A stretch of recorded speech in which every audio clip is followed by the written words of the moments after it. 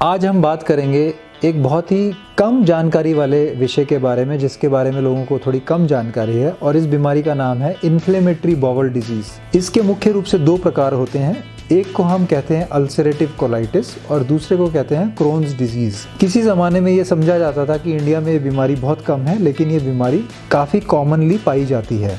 इसके सिम्टम्स क्या होते हैं कि एक तो मोशन लगने की तादाद बहुत ज़्यादा हो जाती है, जैसे नॉर्मली 1 या 2 बार दिन में मोशन आता है नॉर्मल व्यक्ति को। अल्सरेटिव कोलाइटिस में मोशन की संख्या बढ़ के 4, 5, 6, 7, 10, 15 कितनी भी हो सकती है, और इसके साथ साथ ब्लीडिंग भी होती है और पेन भी होता है। अगर ये सिम्टम्स हैं तो डॉक्टर के पास जाना बहुत ज़रूरी है। इसको अपने घरेलू इलाज से या इसको इग्नोर ना करें। डॉक्टर सबसे पहले बाकी बेसिक टेस्ट के अलावा डायग्नोसिस कंफर्म करने के लिए कोलोनोस्कोपी और बायोप्सी करते हैं, और उससे ये कंफर्म होता है कि ये इन्फ्लेमेटरी बाउल डिजीज़ या अल्सरेटिव कोलाइटिस है। क्रोन्स डिजीज़ को अभी हम ज़्यादा डिस्कस नहीं कर रहे हैं, क्योंकि क्रोन्स डिजीज़ ज़्यादातर स्मॉल इंटेस्टीन की बीमारी है, जबकि आज हम लार्ज इंटेस्टीन की बीमारी अल्सरेटिव कोलाइटिस पे ही फोकस करना चाहते हैं।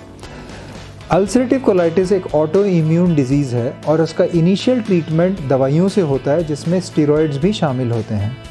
ये दवाई थोड़े टाइम लेने के बाद इस बीमारी को दबाया जा सकता है, जैसे कि डायबिटीज़ और ब्लड प्रेशर को हम दवाई से दबा देते हैं, लेकिन इनको हम जड़ से ख़त्म नहीं कर सकते।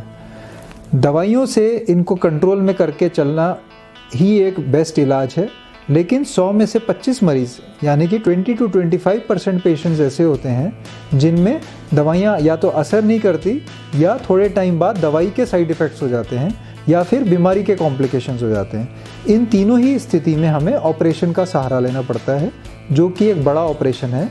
ये ऑपरेशन दूरबीन से भी हो सकता है, और इस ऑपरेशन में हम सारी लार्ज इंटेस्टीन जैसे कोलन और रेक्टम को निकाल के स्मॉल इंटेस्टीन का पाउच नुमा रेक्टम बनाते हैं और नीचे पॉटी के रास्ते से जोड़ देते हैं। दूसरी याद रखने वाली बात यह है कि अगर किसी को अल्सरेटिव कोलाइटिस है, तो अल्सरेटिव कोलाइटिस एक ऐसी बीमारी है जो भविष्य में कैंसर पनपा सकती है, जिसको हम हमारी भाषा में प्री कैंसरस बीमारी बोलते हैं।